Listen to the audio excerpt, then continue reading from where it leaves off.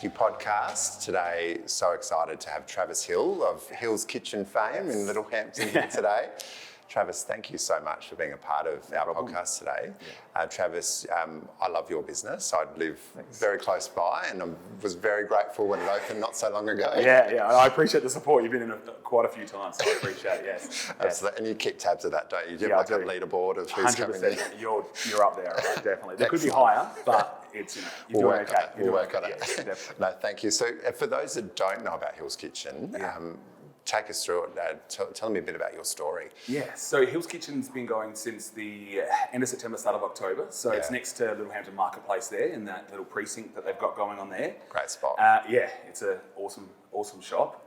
I should say that I did help them set it up 4 or 5 years ago. So when saying that does sound a bit egotistical because they are one of my clients, from one of my original clients from my consultancy days after I finished up with one of my other jobs. But so I knew the Palmers for a while, for the last 4 or 5 years, and awesome. An opportunity came up to have a look at the cafe there, and I sort of got I like to use the word sucked in a little bit and sold the dream of, Trav, imagine this would be amazing. But we took it over, we turned it around in 2 weeks and renovated it and did some stuff, and now we've got a cool cafe, I think, personally, with some really good team members in there that people are really enjoying. Yeah. In Littlehampton, which is good because there's not a lot in Littlehampton. I agree. At the moment. So, I agree. It's cool to see now what's happening with Pizza Fino and Honey Bang Bang and the guys down the roads, which is good. So it's bloody awesome, to be honest. Yeah, like as a local for me, to have that happen and a great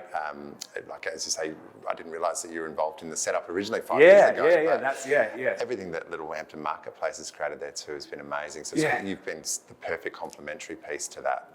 I think it's what it needed, the marketplace, and they originally tried with doing it themselves, and it just to try and do the shop, plus then Mount Barker was coming back into the play of things as well for them, and it just sort of all happened in the time that I was doing a bit of a career shift and had some time off, a significant amount of time off after my last job. Yeah, sure. And and it just sort of they came up and they asked me to come up and have a look at it, and then owned it.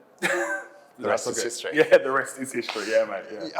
I love what you said before about the people that work with you. For me, like coming from a customer profile coming in, like look, the food, the venue, the coffee's fantastic, but you can feel the culture when you walk in. Like everyone is just so welcoming, and it's a great vibe. Yeah, it's measurably. Thank you. I appreciate that. That's something that I've worked on, and my team and I have worked on from the start. Is that. We may stuff up a few things along the way, and we're learning, and that's human. Yeah, exactly right. And as I've said to you previously, is that we sort of opened up, and it was some of us had never worked in a cafe scene, and everyone was very patient. But I think the attitude of especially the team at the front of just hey guys, talking to someone, hey look, we're struggling, but we're getting there. Hope you like it, and having a joke. We're big jokesters, and I like the banter. Yeah, we have to have banter, otherwise, it's essential. It's something that's definitely core to my management style. Yes, so but I am very lucky. I have got a team that I couldn't be doing without them, that's for sure. So there's no way. What would you put that down to? Do you think? Has it just been obviously? I think sometimes luck plays a role, but it's much more than that. It's quite by design, I think. I think look, I think it is.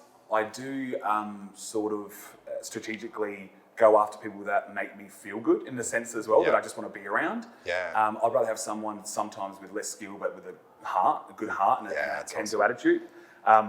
And then I was lucky enough to get people that had the skill at the same time that came along with it.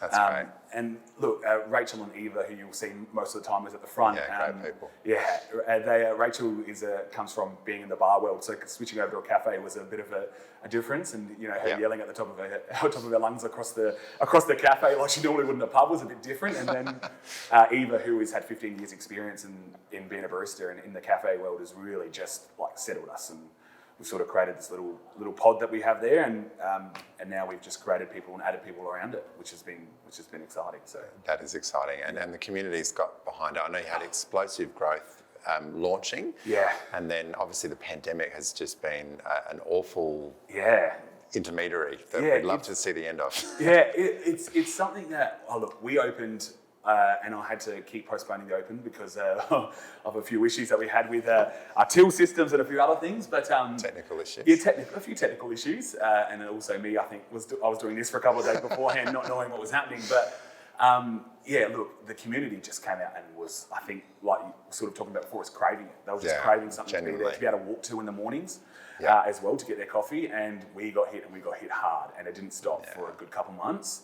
And then sorry that happened. Then sort of COVID hit, and then it just sort of stopped.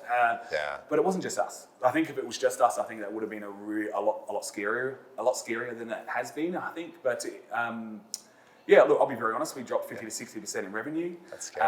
Had to let go of 14 to 15 team members. That's so hard. Which was most probably the hardest thing I've ever had to do. Only just opening a business as well, and but it was also, we've learnt a lot in this last couple of months, and we're just hoping that we won't be sort of the scapegoat for much longer when it comes to everything. It's been hard, that's for sure. But look, the community have come in, like we have people that come in buying 2 or 3 coffees a day just to support us. So you can't ask for more than that, mate. So everyone has just been so welcoming, which is amazing. So, that's good. And you know, like to have that grit and determination to ride through it. And hopefully we're at the tail end of this bloody thing. I think we're creating the new norm, and whatever that new norm is, we're sort of going to roll with.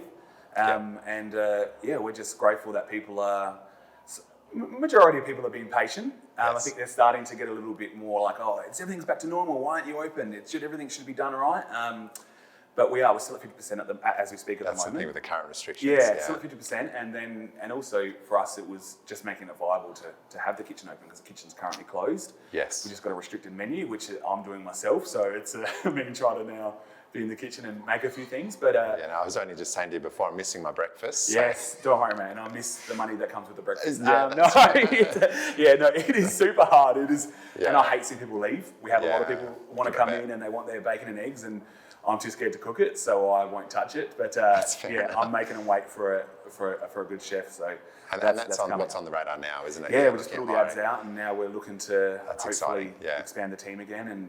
And this time, I'm not rushing though. I'm making sure it's the right fit. Yeah. And to be able to elevate and really change a few things. We're going to do a couple of cool things, which is good. Love it. That's great. And thanks for being so transparent about the journey, because it's been a ride. Yeah. Well, I think I've had to learn, especially I think hospitality is you sort of have to have a facade of everything's great at all times. Yep. But I just sort of went, I need to be honest. And when I'm struggling, I tell my team now, look, I'm having a rough couple of days. It's been a rough couple of days. I'm working out how to pay this and pay that and do this, and by me being honest, it's allowed us to then be more vulnerable and honest with each other. And if we're having a bad day, we tell each other. So, and now I'm doing that with customers as well. And we've got customers now telling us that they're having a bad day and they come and chat with us. So I think it's sort of allowed everyone to be a bit more relaxed and vulnerable with how they're feeling. That's pretty special. Well, I think so. We're all going through it together. Yeah. So that's something. It's not a unique experience in some aspects. We've all got our own experience, but at the same time, we're all going through this craziness together, which is sort of nice at the same time. Absolutely. Yeah. Absolutely. Yeah, I couldn't agree more. And I guess pivoting a little bit prior to Hill's Kitchen and the success there, for you, your background, obviously, as you touched on briefly, wasn't actually with a cafe or anything like that. What's your sort of past leading into Hill's Kitchen? Yeah, it's an interesting one. Definitely food related. Always been food related ever since I was a kid. I sort of started at McDonald's when I was 13 and doing like 10 at night at 6 in the morning, which my parents loved taking me to. And I think it was one of the first 24-hour McDonald's, and I was getting a really good pay rate. And I come from, I learned to, believe it or not, I think that people laugh at me still, but I went from there to Woolworths, and I was at Woolies for 4 or 5 years as a kid and at school, and I think I learned just so much there. So I learned a lot of business and a lot of structure and a lot of management styles from there.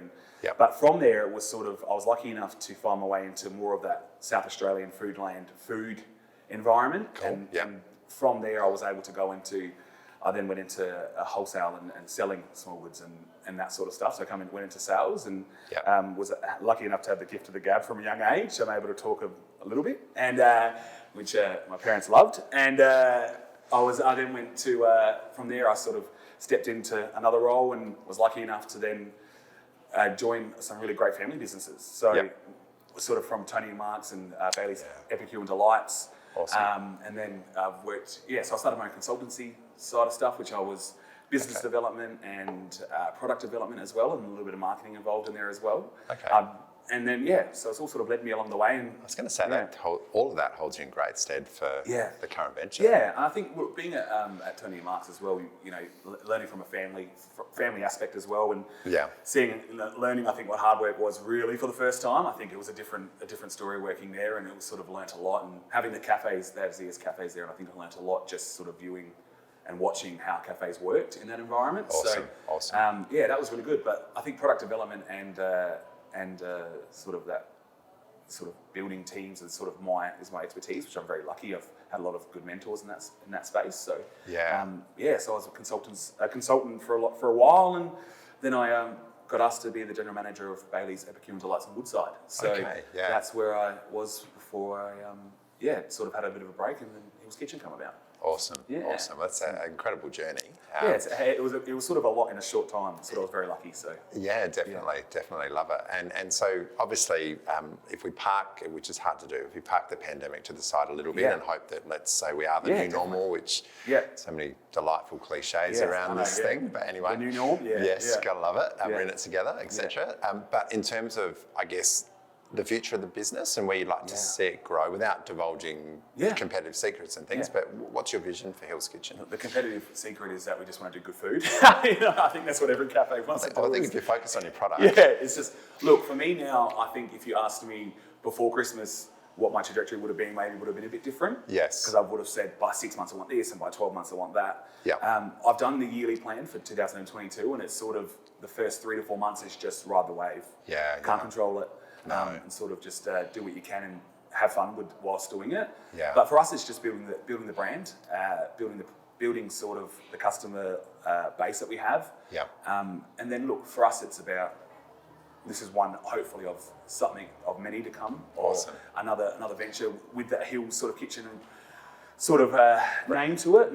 And we're also very lucky that I've come from a manufacturing background, is that we were looking at doing some manufacturing as well, and using the Hill's Kitchen name, you might see in hopefully a few food lands and a few places in the future as well. So, love it. That's fantastic. It's an inspiring story so far, and I'm excited to see where it all comes together. You've been around the Hills obviously for a long time, and obviously with your background with the role in Woodside as well.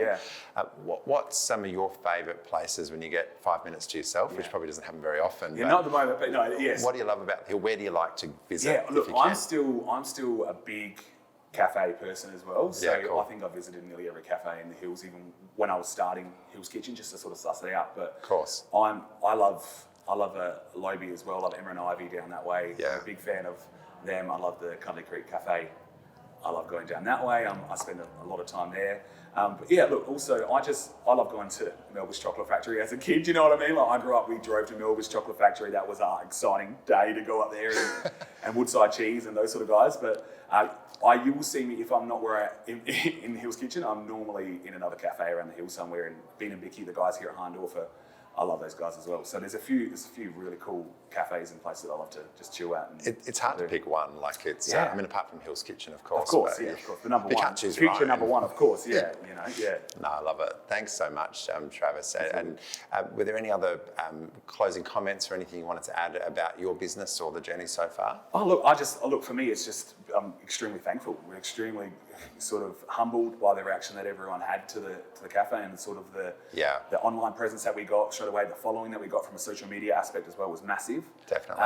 And then and now that we have regulars, it just blows my mind, the people that we know about their life now, and they come and tell us about their life. So we're just very thankful to the community in the Hills, that's for sure. Definitely, well said. And Travis, it goes without saying, anyone watching the podcast, and hopefully it's thousands and thousands of people no doubt are tuning in. If we could hit a couple million, that'd be, let's just we start with that expectation. Big, you know what I mean? Definitely, exactly always start big.